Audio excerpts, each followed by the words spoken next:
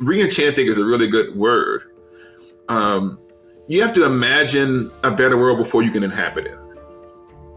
And what the Black church did was to help me imagine a different life for myself, even if I didn't know how to get there.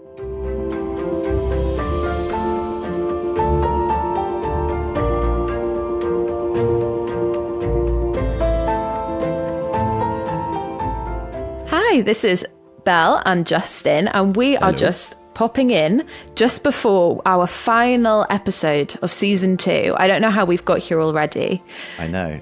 It's flown by, hasn't it, Belle? Flown by. So we have Esau McCaulley coming up, and it's an absolute treat. But before we get there, we just wanted to thank you once again for your support and your encouragement, and to just remind you that if you did want to give to Re-Enchanting, if you wanted to join our community of subscribers, then you can do that by visiting seenandunseen.com/give.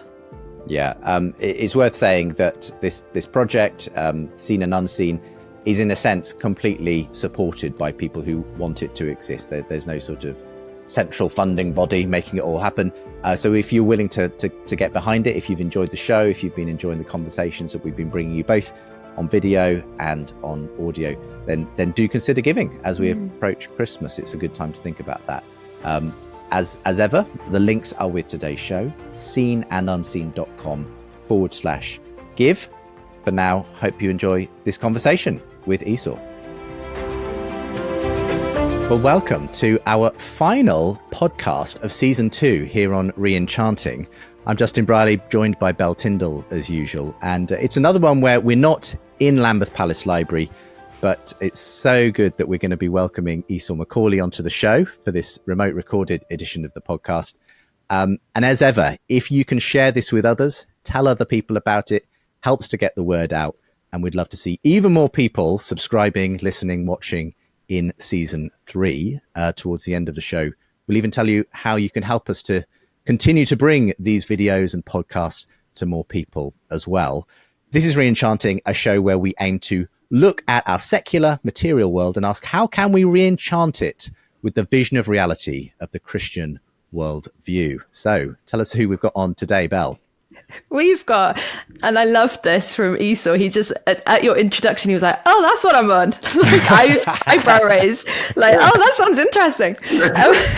But we are ending on a high. We're ending season 2 on a high. I am so excited about this conversation. We have Esau McCaulley, who is an author, a theologian, an associate professor of New Testament at Wheaton College.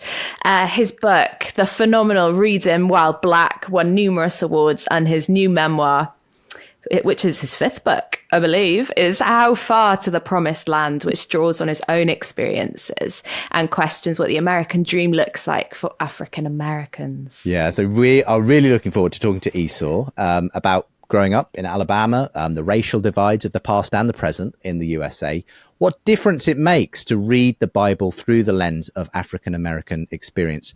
And as we said at the top, whether the Christian vision of reality can re-enchant, particularly in this case, the conversation on race. Yeah. I'm so excited.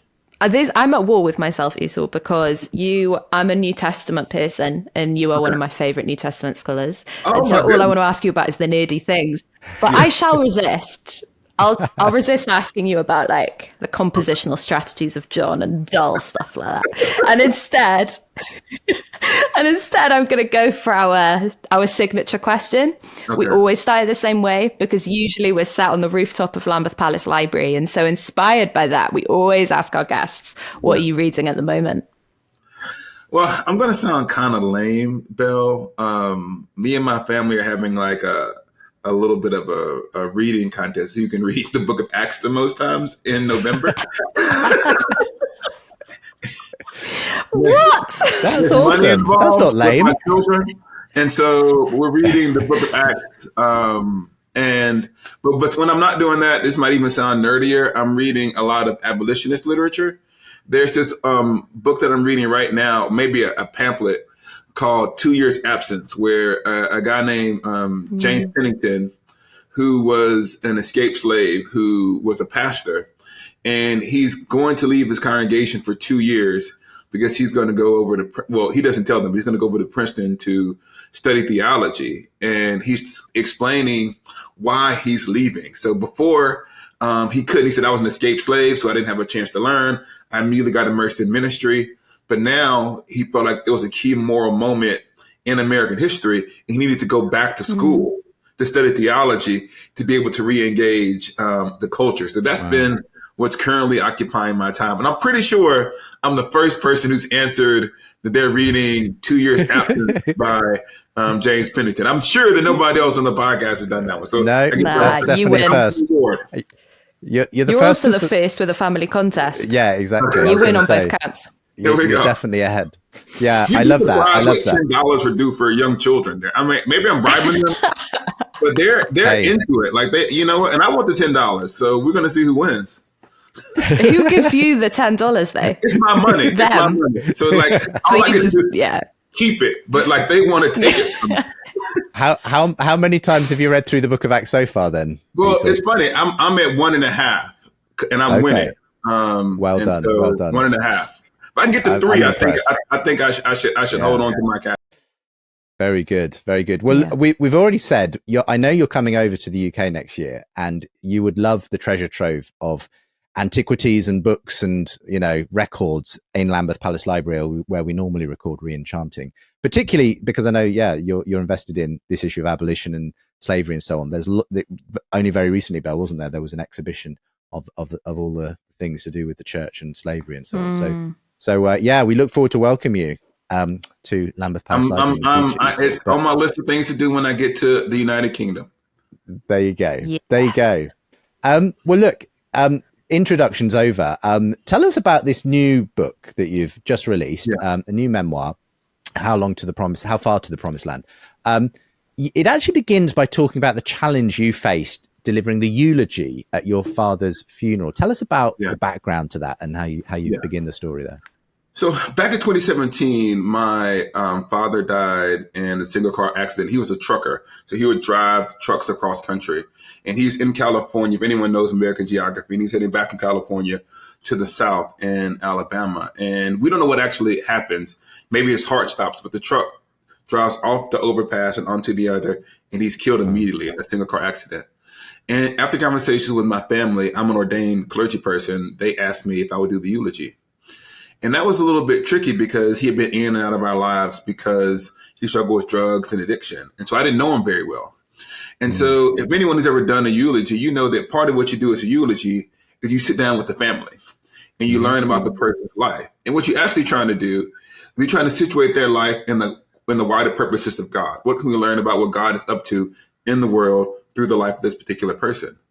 But when I sat down with my my family to learn about him, it expanded out from there into a family history, because you really can't come to grips with his life without coming to grips with my own. And when I sat down and I began to talk to my family, it stretched out to be a study of my family with generations, because I had known a lot about my family history because I didn't know my father. And I realized something that was really kind of important that led to the creation of this book is that when you grew up in a poor Black family in America, especially in the South, all of American history is kind of dumped into your lap. Everything that happens in history happens to your family. Money is kind of a buffer. If you have enough money, you can kind of move away and not deal with some of the difficult parts. But if you read in American history about tenant farming and the exploitation of Black labor in the 1920s, what happened to my great-grandparents, if you hear about segregation and Jim Crow and the things that were done during the 1950s, that happens to my grandparents. And if you go about the war on drugs in the 1980s and 1990s, that's what happens to me and my childhood. And so How Far to the Promised Land, that began with the study of my father's eulogy, or preparing for it, really began to look at these key points in American history through the lens of people in my family. And what makes this a Christian book, because I think there's a significant spiritual component of it, is it was in that context of dealing with racism in the South that my family's trying to figure out the question of God. So one of my favorite writers, and this is not just me being nice to the people in England, is C.S. Lewis. And C.S. Lewis, everyone loves Surprised by Joy. I don't know if it's as big there as it is here. But Yeah. Surprised by Joy recounts Lewis's conversion. And he's dealing with, making sense of life post World War II. He has some of the greatest literary minds in human history evangelizing him. I wish Tolkien had evangelized me. And he's trying to figure out God in the context of Oxford, right? But I realized that's his historical backdrop. But that's not my historical backdrop or my family's. My family's backdrop is anti-Black racism in the South. And so it may seem like it's a book about racism, but it's not just a book about racism. It's about finding God in the context of an often racialized South. And so it's both a book that explores racial dynamics in America, but it's also looking at the question of God in that context, because a lot of African Americans are trying to figure out God in the context of a racially divided country. I am about 2/3 of the way through it. And there's so much I want to talk to you about, but actually I'm a bit weary of talking to you about like the content in that I don't want to spoil it for people. And also there's so much of it that I'm like, that story, that anecdote belongs in this book. To pull it out of your voice and out of that package would be a disservice. But I think one of the main things through reading it is, as I'm reading it, I'm aware of how weighty it feels, in that I feel like you paid it forward for me to be able to read that book. I don't know if that makes any kind of sense, but I think, did it feel costly to write? Because it feels expensive to read. Do you know what I mean? Like, I do know what you mean. I would actually say that of all the things that I've written, this was the most difficult book to write. And that it did. You captured it perfectly. This book cost me something.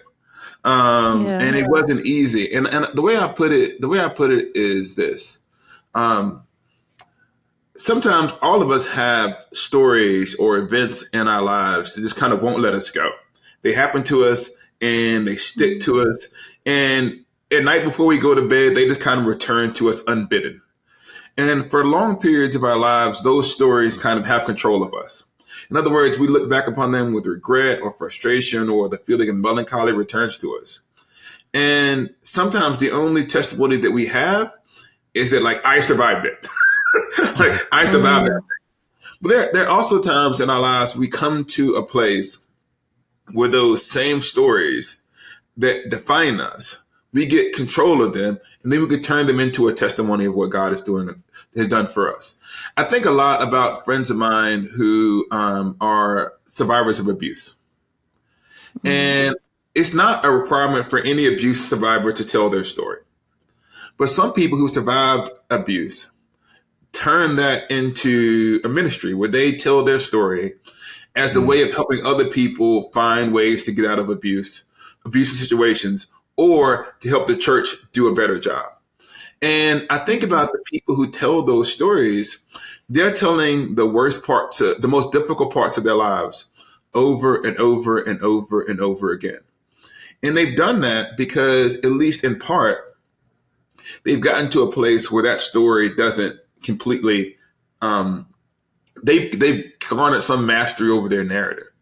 And I want to say, I now appreciate more the people who do this regularly. I did it in one book, but there are people who do this publicly week in and week out. And even in the process of talking about this book, of having to return to these stories over and over again, I've had a greater appreciation of it.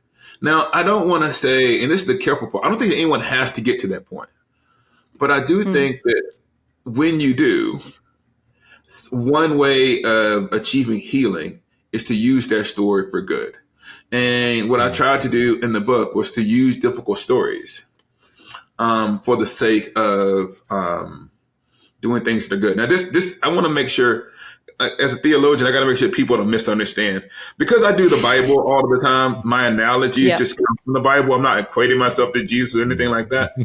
But I felt like Jesus could show, when he's resurrected, he shows his wounds. He shows his wounds precisely because God has healed them, right? that the thing that had killed him no longer defines him. He's not the one who's simply crucified. He's crucified and risen. And so he can show his wounds because it's testimony that the same person who was wounded is the person who is now resurrected. And I think that sometimes we get to the place as Christians where God has healed difficult things that we can show to the world as evidence of God's power to heal. And that's what I was trying to do with different portions of the book.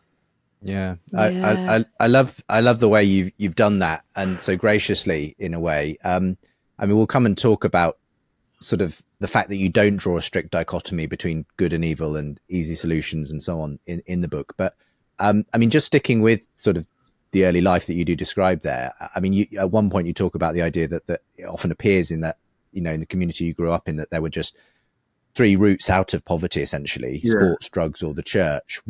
You did go down the sport route, you know, for some time, didn't you? Yeah. So one of the things that happens is people often, if you're from outside of the community, you can kind of judge a community that you don't actually understand or know.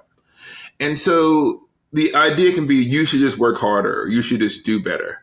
And one of the things you can say, it's hard to do things that you can't imagine. So my children, I'm a professor. My wife is a doctor.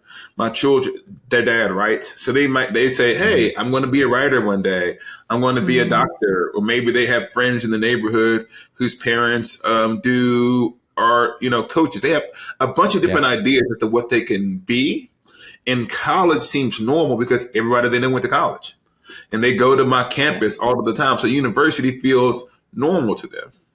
Yeah. Now, if you grow up in a context where no one goes to university, and the only people who you see with college degrees are actually your teachers, right? Those are the only, under what context can you imagine a different life? Well, I know the entire system, because I lived in the United Kingdom, is different around sports and universities.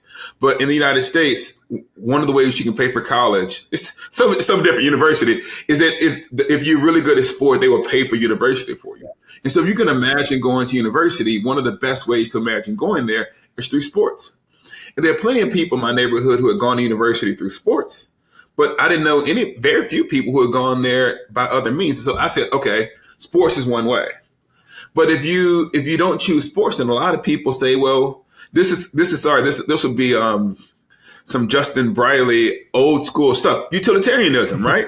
Or the end, right? This idea that we have fancy words for it now once we get degrees, but the idea that the ends justify the means, and there is no grander morality than that which you want and those with power can take. It's not articulated in those words in impoverished communities, but they exist there, right? And so there are people who choose that philosophical worldview that leads to the destruction of our communities. And then one of the other options that is like a light in those dark places is often the church. And it's the church that functions as an alternative to nihilism and utilitarianism. And for me, the church in the long scope of my childhood convinced me that nihilism and utilitarianism were not good philosophical means of approaching reality. Right. Both the ends and the means must both be just in order for something to be truly good. Yeah. What role then did the church play in that sense as you were growing up? I know that you had a grandfather who was a minister and a preacher. Yeah. And what did that seed, if you like, in your life, even as you were kind of being raised in quite difficult circumstances in some ways? Yeah. What role did the church have? I think that this either will or will not translate well to the British audience. The Americans listening will get it pretty well. Post-emancipation in the United States, there were no social programs created for African Americans who were newly freed. And so the church becomes a center of Black social life in a way that is unique in American culture. So oftentimes the most educated people in the community were the clergy. They were the ones who first elected the office after emancipation. They're also the ones who helped start small businesses. Most colleges and universities that served African Americans, many of them began out of the church. And so the Black church in the United States plays a particular role in creating social cohesion that it doesn't play in other communities. It's almost like if you could think of like when you have immigrant communities who move to a place, and the church is the hub of all activity. And so in my context, the Black church was a central gathering and socializing space. But it was also a place in which in that sense, it was everybody went to the congregation. I mean, you would have drug dealers and the super pious all in. It's like the entire spectrum of the Black community was in church on Sunday. And so it was in those moments where the church made the case for God against the backdrop of these competing claims. And my grandfather, like you said, was a respected minister in the community. And one of the things that he did was that he was one of those kinds of people. He was both a pastor who owned a small business, who was a leader in the community. And so I guess I just saw in the church a vision of alternative way of life. And it was really, I think that one of the things, re-enchanting is a really good word. You have to imagine a better world before you can inhabit it. Yeah. And what the Black church did was to help me imagine a different life for myself, even if I didn't know how to get there. And I would say that was the role that it played. I used to have I don't know if I put this in the book or not. I think I did. I remember I used to go to church every Sunday because my mom was like, "You're going to be in church every Sunday. You don't get a vote." And I would say, okay. If the sermon is good, I'm going to be Christian this week. If the sermon is bad, I'm going to sin. And so it was like, it was that sense of urgency. And I was blessed to have a good preacher. I was like, man, that was a good one. I got to follow God for another 7 days. We'll revisit this next Sunday. And so it was a week by week faith through most of my childhood. There's so many things I love about that. The pressure on the preacher of your salvation hinging on the analogies and the exegesis. And I was like, oh, you didn't get me this week. You didn't get to my conscience. I had the walls built. I'm in the streets for 5 days. I'm not saying this is not theologically accurate, right? I'm not saying this is what you should do, but I used to make kinds of deals with God because I couldn't afford a car as a kid.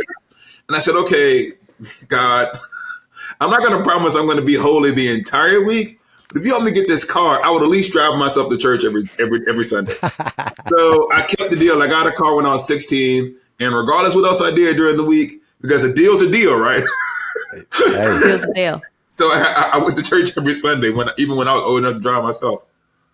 I know, like, you're joking that it's not theologically correct, and I know on one level that it's not, but I sometimes think back to the prayers that, like, teenage Belle prayed, and they are way more audacious than I would be now. And I actually think that, I don't know, I imagine, I like to ponder how God receives and reacts to those prayers. And I wonder if actually he likes them a lot more than we think he does. Well, I would say this is all. God is not bound by the rules that we create for him. And what I mean by that is if you look at something like the story of the Magi, I wouldn't recommend using stars as a regular means of encountering God. Right? I wouldn't just say like, that's my method that I will say we should apply the Magi story. Kind of sits as an outlier within kind of the Christian story that they're following this star and they kind of see the signs and they kind of make their way to Jesus. But God does do that. And so you find these extraordinary means for which God draws people to himself. And so I don't doubt that every now and then God just goes, I will use this thing, right? That is not in the ordinary to bring people to me. The tricky part is that like we can't rely upon that method. He has standard methods of normally acquiring. So I do think that every now and then God said, "Okay, I'll use this. This is how I can get to this person, right?" And so I think that God does do. He finds us in interesting ways. That's probably how I would put it. I mean, he often finds us in spite of our bad theology, and he works through all things, doesn't he? Yeah. It's like have perfect theology before you come to God. Exactly. I'm encouraged that God, certainly, that we're not accepted on the basis of how good our theology is. Otherwise, none of us would be accepted. But secondly, that God can kind of see the heartbeat behind something, even if it's broken and not right, and self-centered and everything else. I think God can still get whatever is good out of it, if you like. And it sounds like your car story was one of those. But I mean, what I love about the book is you're really good at sort of breaking down sort of some of those picture perfect images, you know, of Christian life, and that it is messy, it is broken. There's this kind of, you live in this messy middle a lot of the time. And then we actually have heard quite a lot of that from a lot of our guests this season, interestingly. So it's interesting to kind of hear that in your story as well. I've got a quote here where you say, things we separate intellectually into neat categories are messy in real life. My neighborhood then could be both dangerous and wonderful at the same time.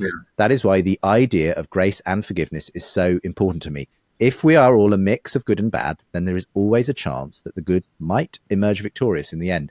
If we give God enough time to do his work, patience with broken people and broken things is a manifestation of trust in God. I mean, what kind of ways did you see that playing out, you know, in your story, that sort of messy middle way where God can work? Yeah, one of the stories that I like to tell, that I tell in the book, is one of my favorite basketball games I remember playing as a kid. So we were in elementary, middle school at the time. We're pretty young. And so there was a place where there was kind of an open court where you could play basketball. And we were there playing, and the next thing you know, a group of people pull up, and they, you know, you can kind of tell by their clothes and the stuff that they have in the drawers that they're drug dealers. And you never know when you meet drug dealers, the kind of drug dealers you're going to get. The people who think the young kids are cute, or the people who think of us as an annoyance. But they decide for whatever reason to be nice to us. And they bring out like a cooler. I don't know if you have like a cooler with like alcohol and beers there. And so they're playing basketball. Like a mini fridge. Yeah. Like a mini fridge. I'm trying to translate this. I know enough British English to not completely blow this. But there's a mini fridge there. And as the game goes on, if you've ever been to Alabama, it gets hotter and hotter as the day goes on, and they continue to drink. And so they're drunk halfway through the game, and we're young kids, and we're just playing, and we win the game. We beat the big kids, right? And they were so nice to us, and it was fun. They were laughing, and they were super kind. Now, that was fun because anytime young kids beat adults, it's a glorious moment. And they didn't really mind it. And so in that sense, they were really nice to us that day. And sometimes I would see members, you know, people who are drug dealers who would say to me, hey, Esau, you stay in school. You don't do what we do. You know, here's $20. They would be really nice to me. But those are the same people who sold drugs in our community. They did real damage that led to the addiction that members of our family suffered from. And so the people who we saw in this neighborhood could be profoundly cruel and genuinely kind and honest. And so when people then saw, when you hear about a drug dealer or a member someone who's been convicted of multiple crimes, you tend to think of them simply by the moment that society sees them when they're committing the illegal activity. But oftentimes that's someone's husband, someone's wife, someone's child, and they're not always in that state. And sometimes those people change their lives for the good. And I've known people who were once involved in illegal activity who then had their life changed, and they began to become good, upstanding members of society. And oftentimes through like the work of the church. I know people who are addicts who are now deacons in the church. And so when I hear then about someone who dies, this happens a lot in America, and there's kind of a commentary on their life. And they say, look, this person deserved it because look at all of the things that he or she did before. They had this long criminal record. And I say, well, hold on. The whole point of Christianity is there could be a plot twist at any moment, right? That the thief on the cross literally at the very last moment, and he turns, right? And so when you see someone who is going through a difficult situation, as a Christian, I can say, as long as that person draws breath, there's a possibility that God might do the work in their life in the fullness of time. And so it taught me something about what it meant to persist in hope. Because it's easy to stop hoping. Because if you stop hoping, then you stop hurting, right? If you protect yourself from this situation, you kind of say, you know what? These people are a lost cause. It actually is easier for you because then you don't have to show any empathy. But persistence in hope is persistence in faith, right? It is this idea that maybe God is still at work in the people whom we've given up on. And I feel like this is central teaching of Christianity. And one of the things that I was trying to say is that if you're a Christian, the truly tragic death is not the death of kind of the pillar of community who was a member of the church, who volunteered, who like loved their, like, that's sad. But that person that kind of found their path, right? They were walking with the Lord and then with the Lord. The truly tragic deaths are the unfinished lives where they were trying to find their way to God. We don't know where they were, right? That, in other words, to me, the most broken people are the ones who are most deserving of protection because they need time. And so what I was trying to do is to give people a picture of what it's actually like to grow up in those communities, because sometimes people think the only people who matters from those communities are people like me, the people who leave them. And they encourage me to forget that community and to only focus on what I have and what the people around me have. And I want to say, no, I'm still attached to those people and their lives still matter. Where does forgiveness land in that? Because like the way you speak about it is so beautiful, and, you know, a persistence in hope, and that quote, I've got it, patience with broken people and broken things is a manifestation of trust in God. But I'm assuming that what you're not saying is that any of that means that forgiveness is cheap. Oh no, the best. So when I gave the eulogy, and maybe this, Belle, you can once again, if you're New Testament, or Justin, one of you can yell at me if I did too much when exegesis here. But I was praying through what passage should I use for my father's eulogy, because he's one of those broken people. And I told in the passage that came to my mind was the story of the Pharisee and the tax collector. If you open the book, that's the first passage that you read. Before the book starts, there's a Bible section. And the story of the Pharisee and the tax collector is like, one guy goes, hey, I'm glad that I'm amazing. I never sin. You know, I'm the best. And the other guy goes, Lord, have mercy upon me, a sinner. And we love this story, Bill, because what we say is, no matter what you've done, if you repent, God will forgive you and he'll welcome you into his family. And we tell this story, we preach it, we kind of go, at any point you can come back to God. And that's true. But as I was thinking about my father's eulogy, I thought to myself, well, what about, let's say the tax collector was like 50 when he converted in the story. Well, what about the 25 years before the tax collector became a convert, right? Well, tax collectors economically exploited people. They collaborated with the empire. They ruined people's lives. If you're a tax collector, you'll probably show up at someone's house and take the last bit of money that the people had to live on, and people were starved, maybe were rendered homeless. And so let's say, for example, you're one of those families with a tax collector who were rendered homeless by his activity. How would you feel about his conversion, right? You might say, well, I'm glad that you've had a transformation, but for me, this is emotionally difficult.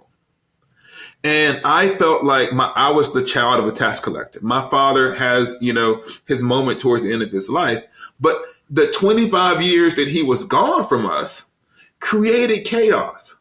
Mm-hmm. And what does it mean to say for someone who hurt you that you want them to be changed? It may seem like an easy thing, right? But sometimes when someone hurts you, you kind of want them to stay bad because it justifies your continued anger.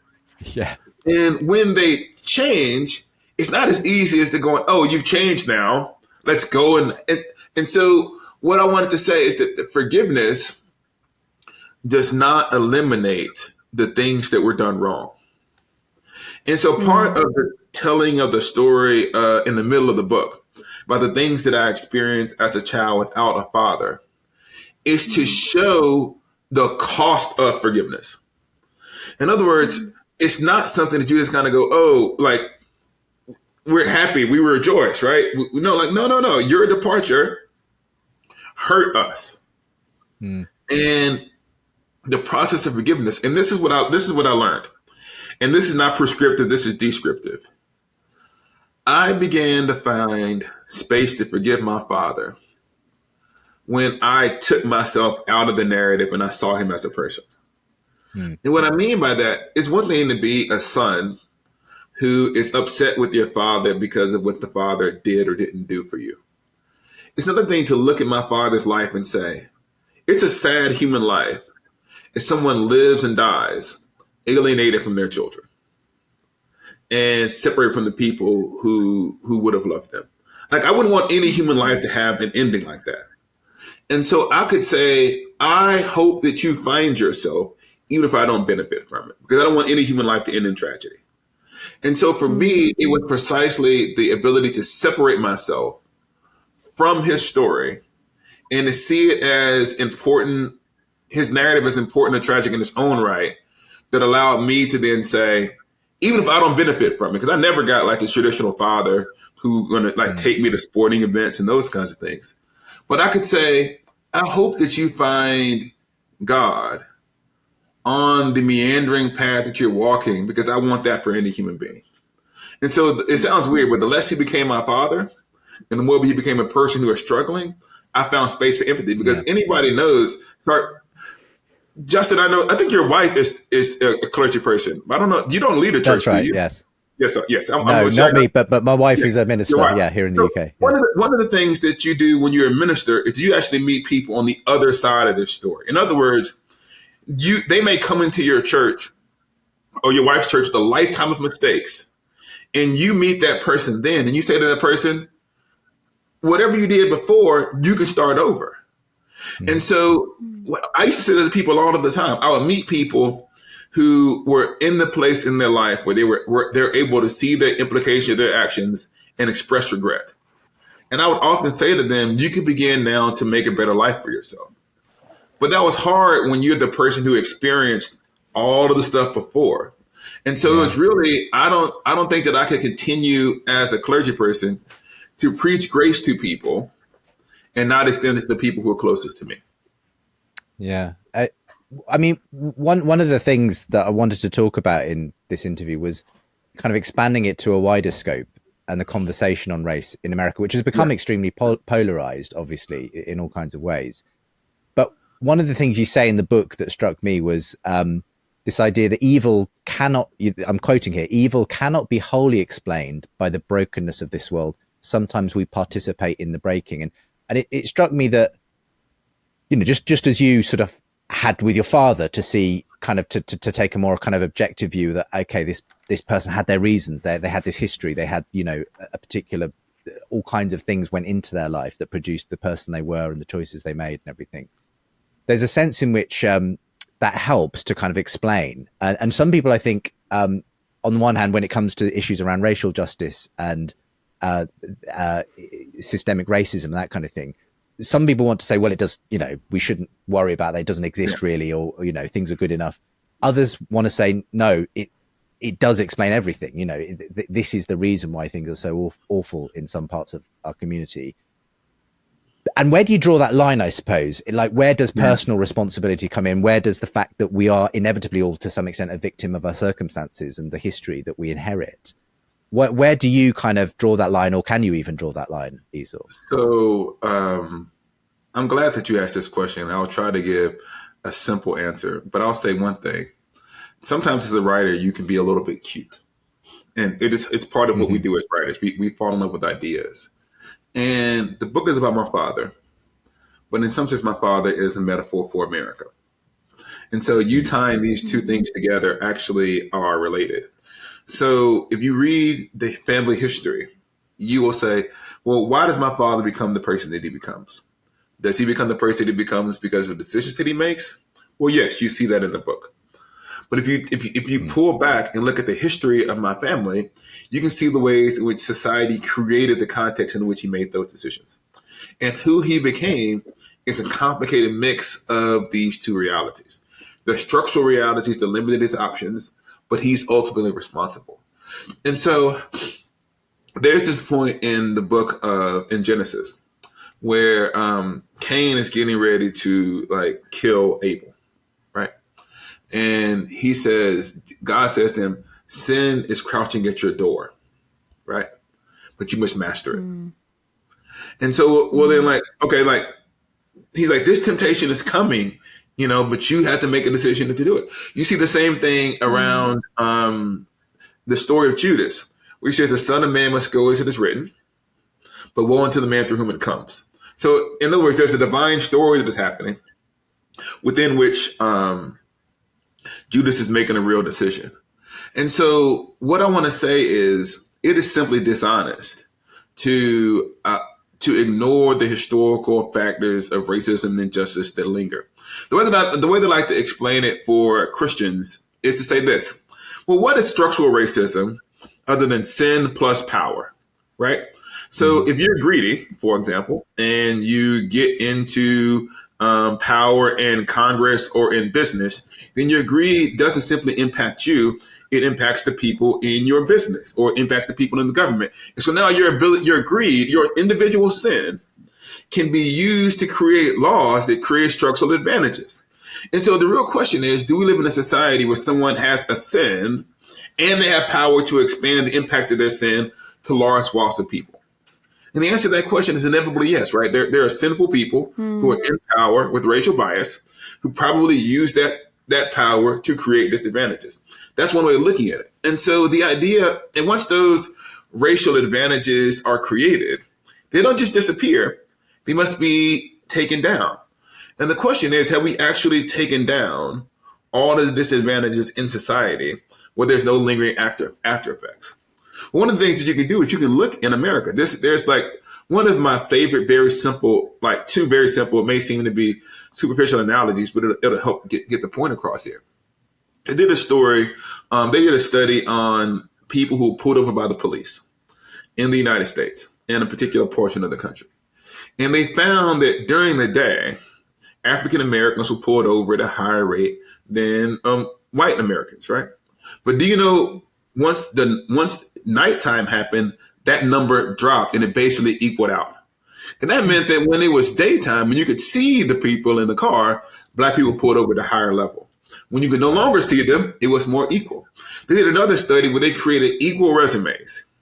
So they did equal resumes and they put different names on the resume.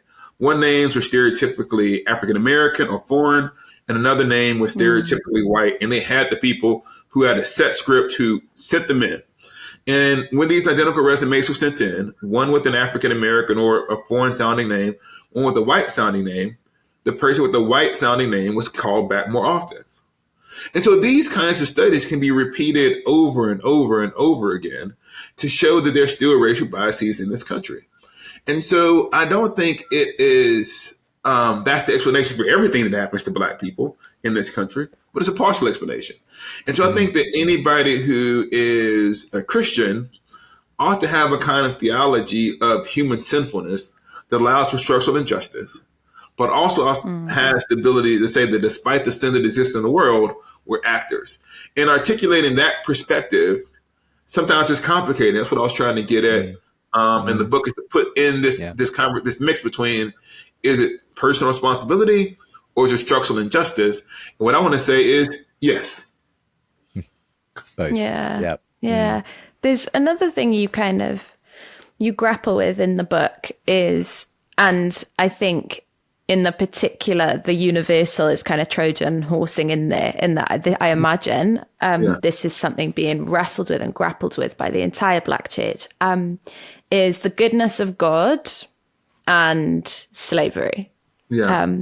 And, you know, we mentioned it earlier and we chatted a bit before recording started. I work in Lambeth Palace Library, and they had an exhibition up called Enslavement Voices from the Archives, where they put out all of this documentation about the Church of England in particular, any documentation that they had about their involvement in the slave trade. And so I would walk past every day I was in the office, I would walk past these two letters one was anonymous, from an anonymous enslaved person, and one was from someone called Esther.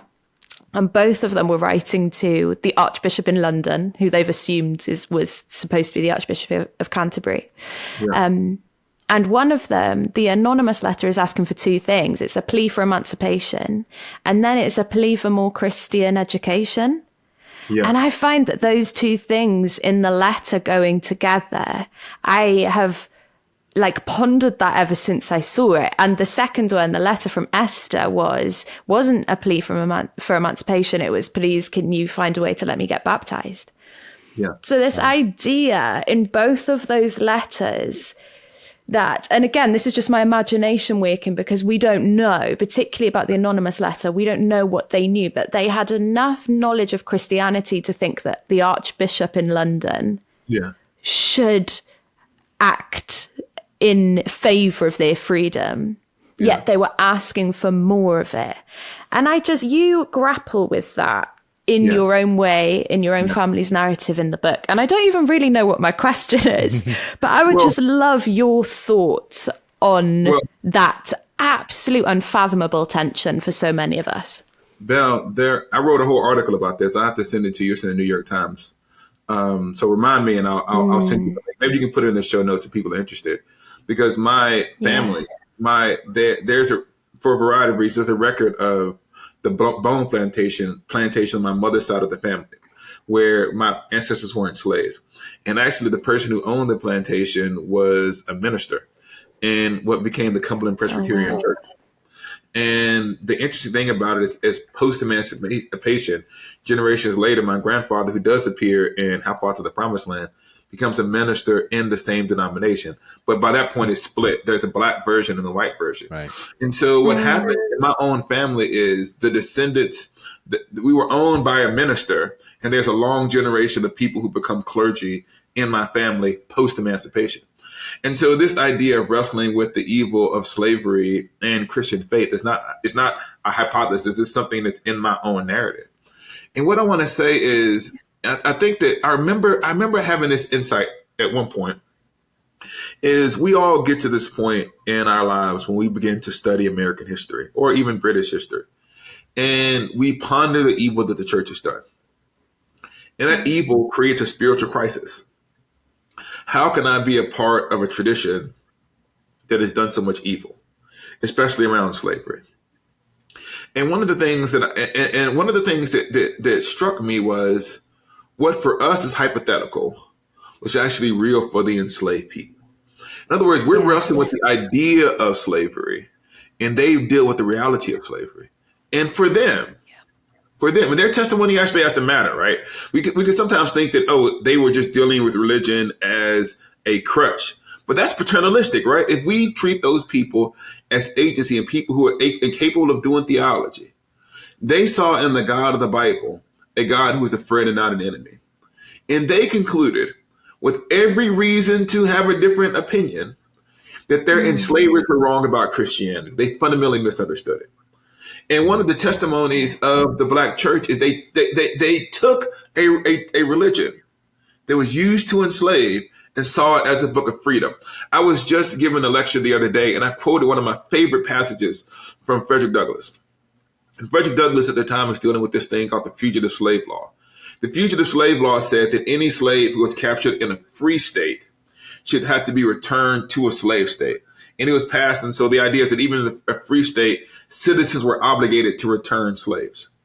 And Frederick starts reflecting, and he says, a lot of people are justifying this move by using the book of Philemon. And they're saying that the Bible justifies slavery. And so Frederick Douglass asked an important question. He says, what do you do in this context? What do you do? Do you throw away the Bible? He says, no. That's what he says. He says this, right? You press it to, he said, you don't throw it away. You press it to your bosom more firmly. And you prove from those texts that God is on the side of liberty and not slavery. So someone who himself was an escaped slave, who lived in a context where enslavement still existed, saw the wickedness of the church and said, you know what? We have to have confidence that we ultimately understand God better.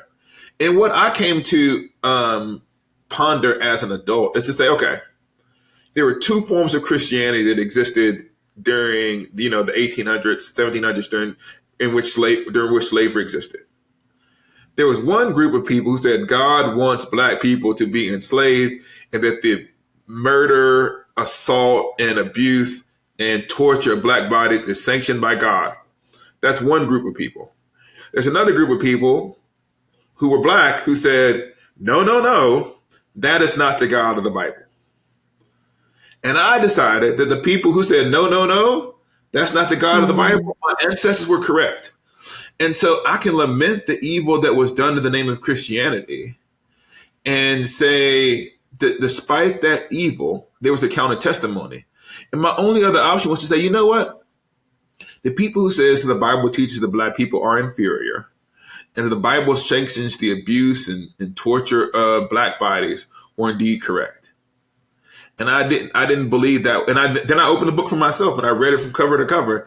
And I didn't discover that God. I discovered the God that my ancestors worshipped, who was on the side of the disinherited and stepped on peoples of the world. And so that's one of the things that was vital in my own spiritual journey. It kind of raises that whole question, though, that obviously, you know, your well-known book, Reading While Black, kind of addressed, which is just how differently the Bible can be read by different people in different contexts.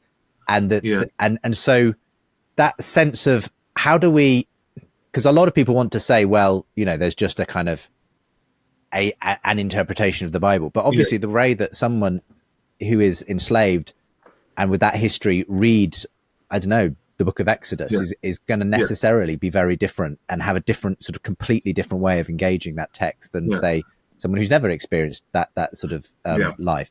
So, I mean, what is the Bible in that sense? It's not a kind of like here it's landed and we just like read off it and we all come to the same conclusions. Presumably it's something more organic than that in your view, Esau. Yeah. So I think that there's a message in the Bible that emerges. So I don't think we can make the Bible say whatever we want it to say. But there's a thing what I want to call like the body of Christ across time and the body of Christ across time and culture are attempting together to discern the mind of Christ. And there are a host of things that can get in the way of that discernment.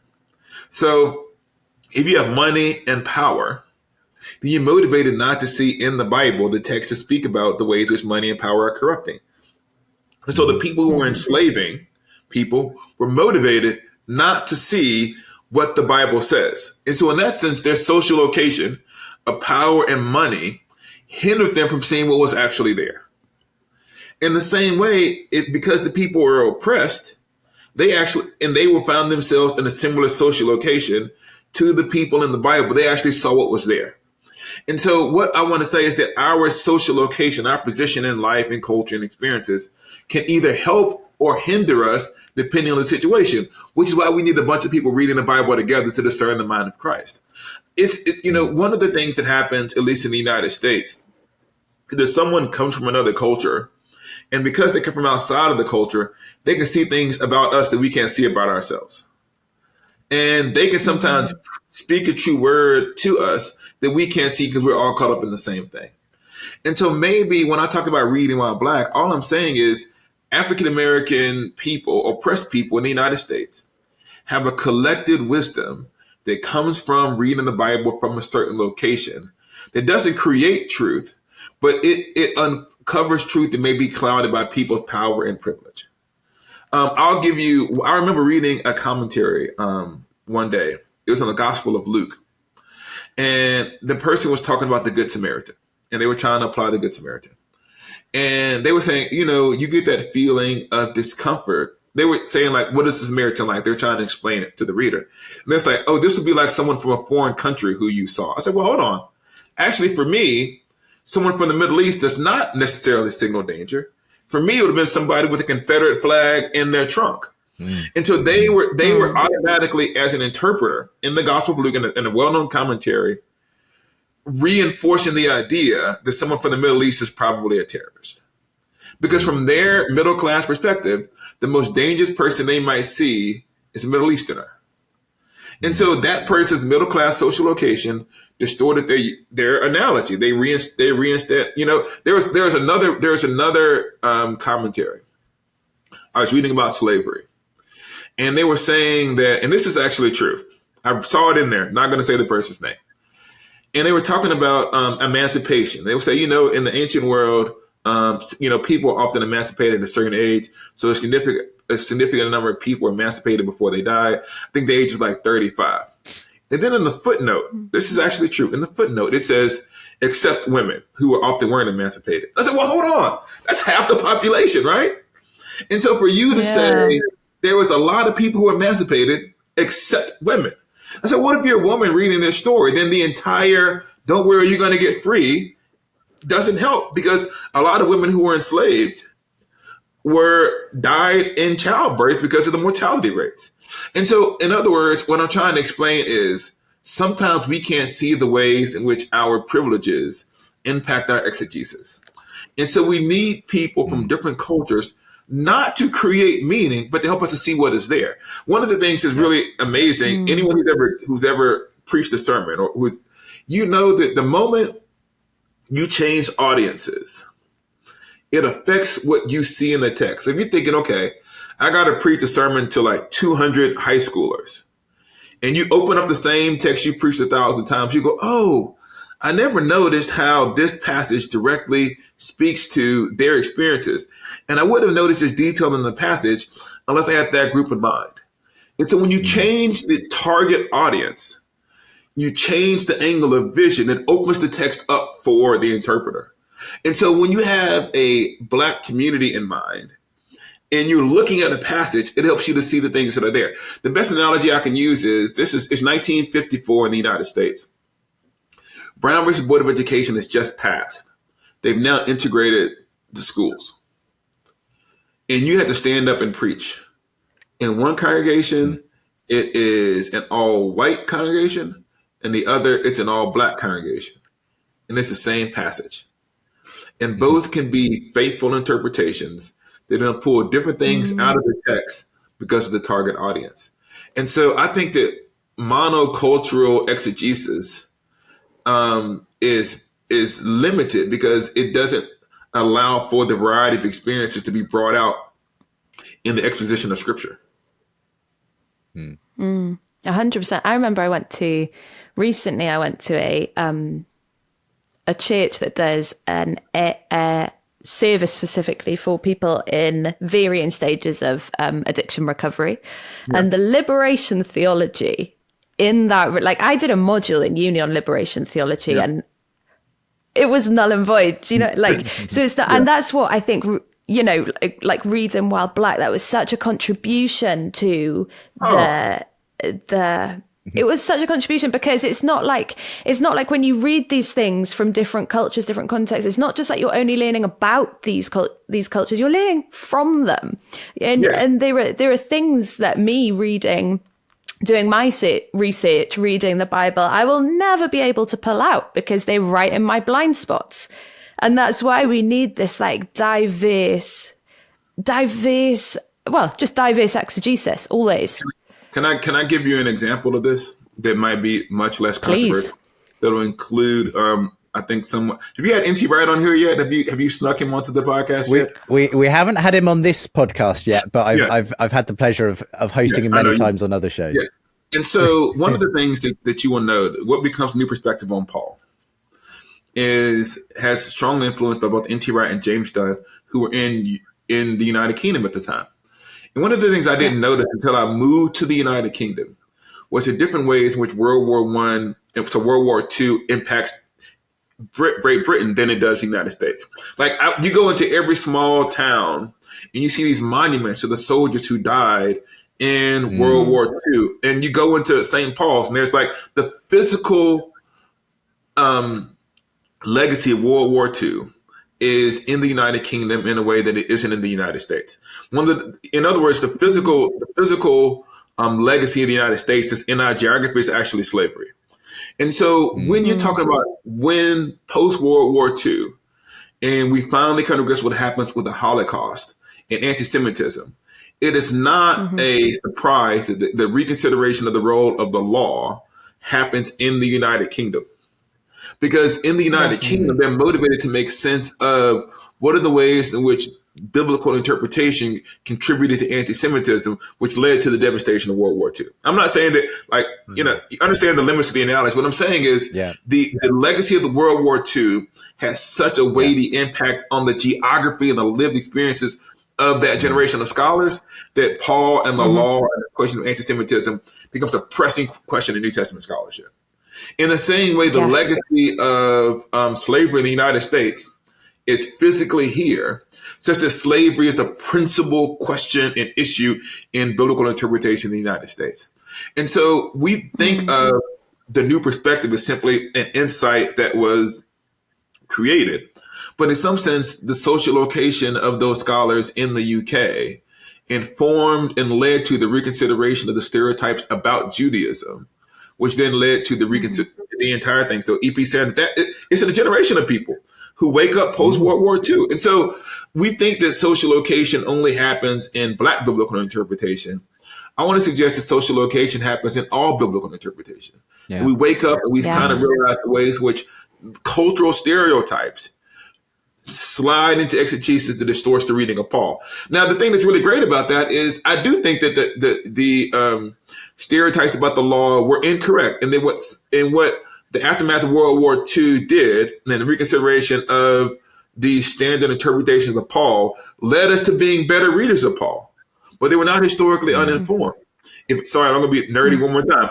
If you go back, 50 years to the turn of the century, the 1900s, and the idea that humanity coming of age means you need a universal Jesus, so you got to get rid of the Jewishness of Jesus, is an Enlightenment concept, right? The idea that the universal is not the particular. So that entire generation of biblical scholars who were like, no, Jesus wasn't Jewish. He was a Greek guy, right? He was a cynic. That was influenced by the cultural assumptions of the time. And so I want to ask, when can you find a non-socially informed interpretation of the Bible? And sometimes social location hurts us, the de-Jewishness of Jesus. Sometimes social location helps us to make us better readers. Post-World War II, the recovery of the Jewishness of Jesus. So what Reading While Black is just another manifestation of something that's been happening in biblical studies forever. Yeah. It's been really interesting chatting with you on this occasion, Esau, because you won't know this, but earlier on in this season, we chatted with Chinny MacDonald, who's a Black theologian here in the UK. I know her. She's amazing. Tell her I said she's amazing. Yeah. I will. But Chinny, in a sense, brought her perspective as someone living in the UK from Nigerian heritage originally. And it's been great to hear your perspective, because the issues are inevitably different. There's overlap, obviously, but with the heritage that you have in the USA and slavery there and so on. I mean, in the end, we asked this of Chinny as well. Given all that we've already said about the way that the church has been complicit in so many of these issues, and yet there's that hope that's there because actually the Bible somehow seems to be able to free itself even from the abuse of power and money that often comes with it in certain quarters. How do we re-enchant our culture, which again seems to be so polarized on these issues, seems to be getting worse. The more that social media tends to be framing these conversations, it just seems to bring out the very worst in people, bring out the extremes, and everyone seems to think they know what the answer is to the issue of race. How do we kind of just, I don't know, in some sense transcend those culture wars? What can Christianity do to re-enchant this conversation that is obviously still seems so almost that promised land that you metaphorically talk about in the book just seems so unattainable because we seem to constantly hamstring ourselves, in our modern world. What can the Christian worldview do to get us any closer to that realization? I think that this might seem silly or superficial, but I think the problem is that we're often insufficiently Christian. And what I mean by that is that Christianity lays out a vision of the world. It actually begins from Genesis all the way through, of the gathering of people across different cultures, united under the worship of the one true God. And for some people, they want to pull those two things apart. In other words, they want to just gather the cultures, and that's all that matters. Or there's people who just say, well, let's just worship God. But the idea that across difference together, worshiping the one true God is the vision that is often insufficiently articulated or that we give up on. And part of what it means to be a Christian is to continue to tell people the things that are true, even when the evidence runs the contrary. I'll give you two examples, one from experience and one from the Bible. One of the things that's happening that you talked about, Justin, is just the polarization of our society and the idea that we see the brokenness of the world and we're often discouraged. And I say one of the great things about being from the Black church is that we have the advantage of never having believed the propaganda. In other words, we became Christians at the moment we were deeply disappointed with other Christians. Mm-hmm. So there is no idealistic past that we can look to of unity. We became Christians in the context of slavery where people were like enslaving us who claimed to be Christian. And so the entire history of the Black church has been in one in which we were hoping in God in a culture that was often deeply disappointing. And that's why our music has a certain ethos and passion and feel to it, because it is a nonetheless God is good. And so part of what I want to answer the question is like, how do I do it? It's the only way of being Christian that I know. That there is no period that I can look to in American history and say, this is a great time to be a Black Christian. But because we believe certain things are true, that Christ was raised on the third day, that he reigns over all things, that's been our source of hope. And if you look at our story, you can say it's not perfect, but it's a story of expanding freedoms rooted in the trust in God. So that's the first one.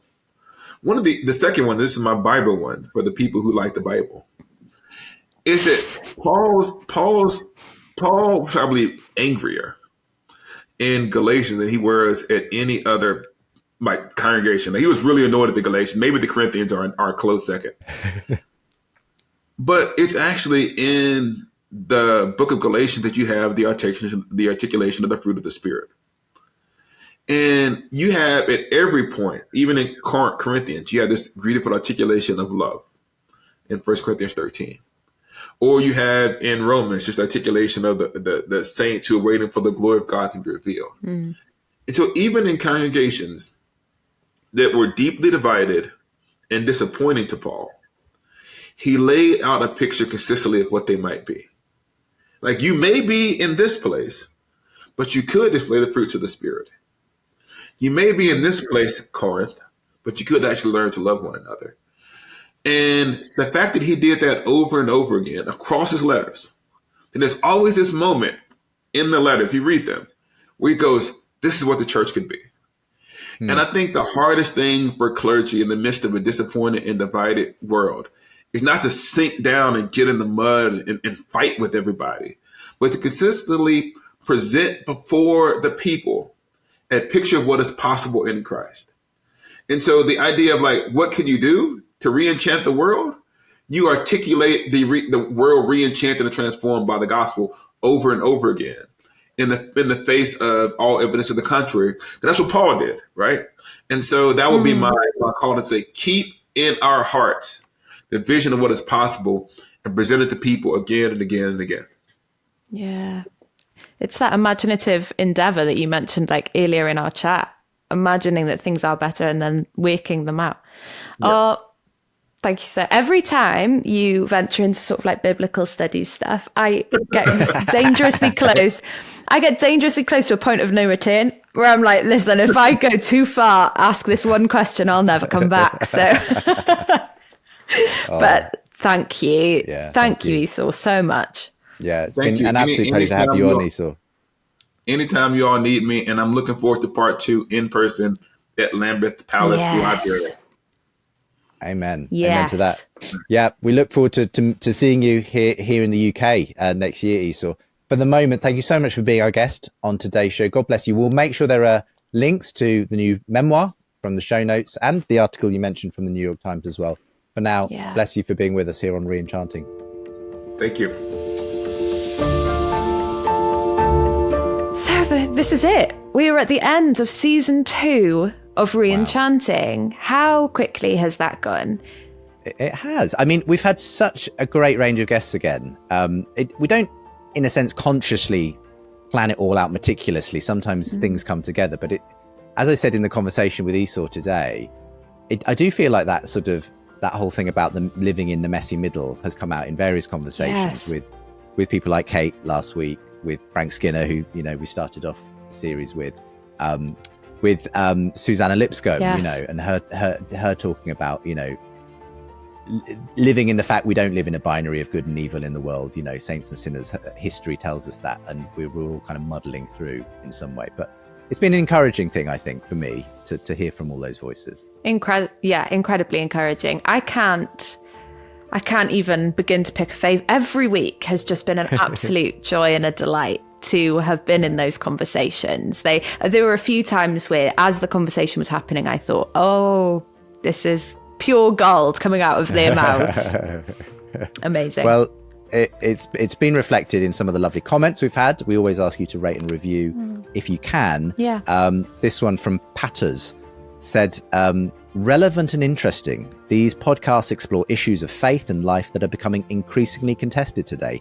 Many people find it hard to engage in meaningful debate in this area, so the quality of discussion is really helpful. Thank you so much. What a lovely Patters. comment to leave. Yeah. Well, we are at the end of season 2, but we have our sights firmly set on season 3. And you may or may not have heard Justin or I mention, but you can help us. You can join our community of supporters.